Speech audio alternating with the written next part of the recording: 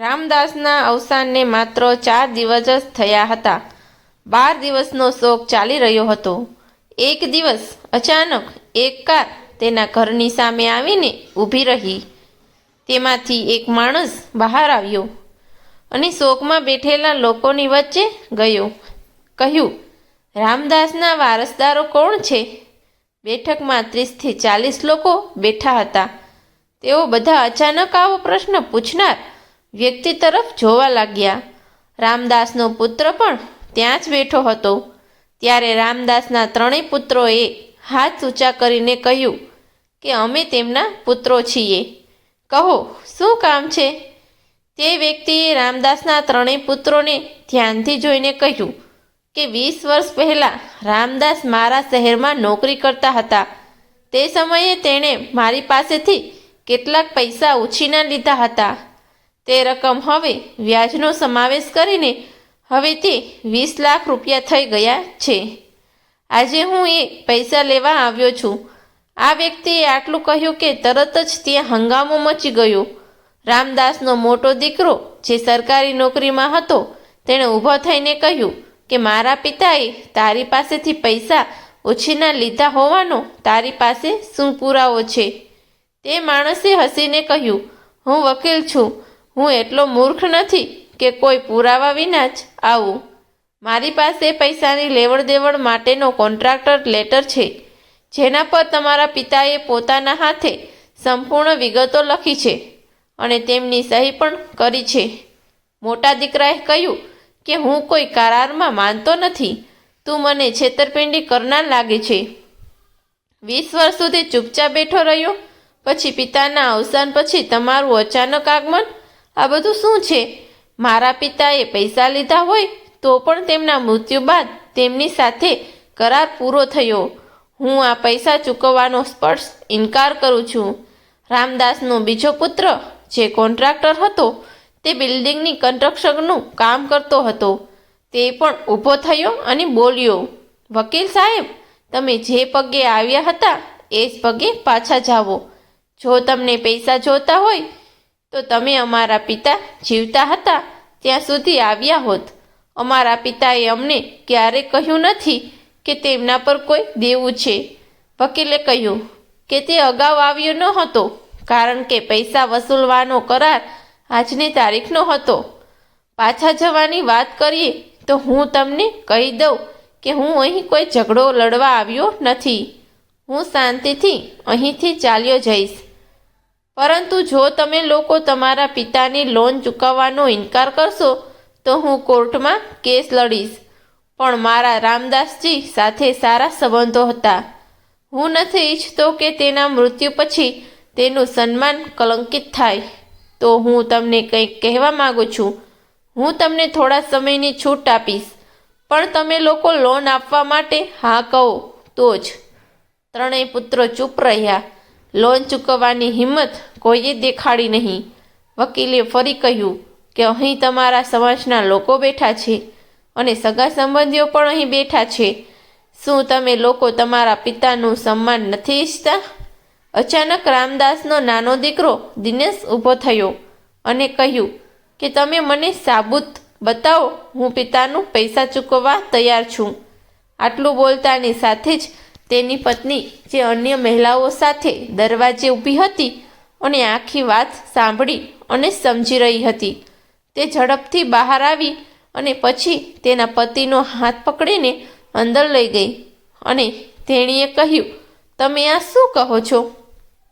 આટલી મોટી રકમ ક્યાંથી ભરશો? આપણી પાસે તો 20,000 પણ નથી. તમારા ભાઈ કેટલા સમૃદ્ધ હોવા છતાં પણ ચૂપચાપ બેઠો છે. તો પછી તારા પિતાનું ઋણ ચૂકવવાનો આટલો મોટો બોજ તું કેમ ઉઠાવી રહ્યો છે? દિનેશ પાસે થોડી જમીન હતી અને તે મંજૂરી કરીને પરિવારનું ભરણપોષણ કરતો હતો. પતિ પત્ની કોઈક રીતે ત્યાં પોતાનું જીવન જીવતા હતા. દિનેશના 2 મોટા ભાઈઓ સમૃદ્ધ હતા અને આરામથી જીવન જીવતા હતા. એક ભાઈને સરકારી નોકરી હતી અને બીજા ભાઈનો પણ સારો ધંધો હતો. પિતાજી જીવતા હતા ત્યારે બંનેનો ઉછેર કર્યો હતો અને જ્યારે પિતાની તબિયત લથડવા લાગી રહી હતી ત્યારે નાના ભાઈ દિનેશની જવાબદારી બંને મોટા ભાઈઓને સોંપી હતી. પરંતુ બંને ભાઈઓ પોતાની જવાબદારીઓને ક્યારેય ન સમજ્યા અને પોતપોતાના જીવનમાં વ્યસ્ત થઈ ગયા. ન તો તેણે દિનેશને કોઈ ધંધામાં મદદ કરી કે ન તો તેને ક્યારેય કોઈ રીતે આર્થિક મદદ કરી. દિનેશે પણ ક્યારેય તેના ભાઈઓને ફરિયાદ કરી ન હતી. ભગવાને તેને જે પરિસ્થિતિમાં રાખ્યો હતો તેમાં તે સખત મહેનત કરીને પોતાનું જીવન જીવી રહ્યો હતો. તેના પિતાએ આ જમીન તેના 3 ભાઈઓના નામે રાખી હતી. જેણે તેને થોડી મદદ કરી અને તે જમીનનો ટુકડો દિનેશ માટે એકમાત્ર આધાર હતો. પણ હવે એ જમીન પણ તેના નસીબમાં નહોતી, કારણ કે આજે તે પણ જવાની હતી. દિનેશે તેની પત્નીને કહ્યું કે તે તેની જમીન વેચી દેશે, પણ તેના પિતાનું નામ બગડવા નહીં દે. દિનેશની પત્નીએ આંખોમાં આંસુ સાથે કહ્યું કે તારી આ આદતથી આપણે ગરીબ છીએ. ભગવાન ખાતર તે જમીન વેચશો નહીં. જમીન વેચાઈ જશે તો ભૂખે મરી જઈશું. તેના પર અમારા દિવસો પસાર થઈ રહ્યા છે. તેણે પત્નીના ખંભા ઉપર હાથ મૂકીને કહ્યું કે તમે મને દરેક સુખ દુઃખમાં સાથ આપજો. શું તમે એવું ઈચ્છો છો કે હું આજે આખા ગામની સામે માથું નમાવીને ચાલું? તે મને હંમેશા સાચો માણસ કહ્યો છે, તો પછી આજે તને શું થયું? તું મને કમજોર બનાવવાનો કેમ પ્રયાસ કરી રહ્યા છો? આ સાંભળીને અચાનક પત્નીનું વલણ બદલાઈ ગયું અને તેણે ગર્વ સાથે કહ્યું કે કૃપા કરીને મને માફ કરો અને જાઓ. પહેલાં પરિવારની ઇજ્જત બચાવો. મને તમારા પર વિશ્વાસ છે. પછી દિનેશ બેવડા ઉત્સાહ સાથે સભામાં પાછો આવ્યો. લોકો હજુ પણ નીચા અવાજમાં બબડાટ કરી રહ્યો હતો. વકીલે હસતા હસતા કહ્યું કે તું હજી તારા પિતાનું દેવું ચૂકવવા તૈયાર છે કે તારી પત્નીએ તારી ઉપર કચાશ કરી છે એટલા માટે તું તૈયાર થઈ ગયો? દિનેશે હસતા હસતા કહ્યું કે એક મર્દની પત્ની છે. વકીલ સાહેબ, તમે પુરાવા બતાવો. હું પૈસા ચૂકવવા તૈયાર છું. હા, મારી પાસે પૈસા નથી, પણ હું તમને મારા હિસ્સાની જમીન આપીશ, પણ હું મારા પિતાનું દેવું નહીં રહેવા દઉં. વકીલે ફરી એકવાર દિનેશના મોટા ભાઈઓ તરફ જોયું. પછી પૂછ્યું, શું તમે બધા તમારા નાના ભાઈને ટેકો નહીં આપો? બંને ભાઈઓ નિર્જનની જેમ માથું નમાવીને બેસી રહ્યા. કોઈએ જવાબ આપ્યો નહીં. ત્યારબાદ વકીલે કહ્યું કે 20 વર્ષ પહેલાં રામદાસજી અને મેં સાથે મળીને કેટલાક શેર ખરીદ્યા હતા. તે સમયે તેની કિંમત 20,000 રૂપિયા હતી. શેર ખરીદતી વખતે એવું નક્કી કરવામાં આવ્યું હતું કે બેમાંથી એકનું મૃત્યુ થાય કે તરત જ શેર વેચવામાં આવશે અને જે રકમ મૃતકના શેરમાં આવશે તે હયાત શેરધારક દ્વારા તેના પાત્ર બાળકોને સોંપવામાં કરવામાં આવશે. તે સમયના સંજોગોને ધ્યાનમાં લેતા હયાત શેરધારકને તેની ઈચ્છાના આધારે શેરની રકમ તમામ પુત્રોમાં સમાન રૂપે વહેંચવાનો અથવા કોઈ પણ એકને આપવાનો સંપૂર્ણ અધિકાર રહેશે. વકીલે વધુમાં કહ્યું કે હું હયાત શેરધારક છું અને મને રામદાસનો તે હિસ્સો કોઈને પણ આપવાનો પૂરો અધિકાર છે. તેથી જ મેં દેવું હોવાનું નાટક કર્યું. તેના પર કોઈ દેવું નથી.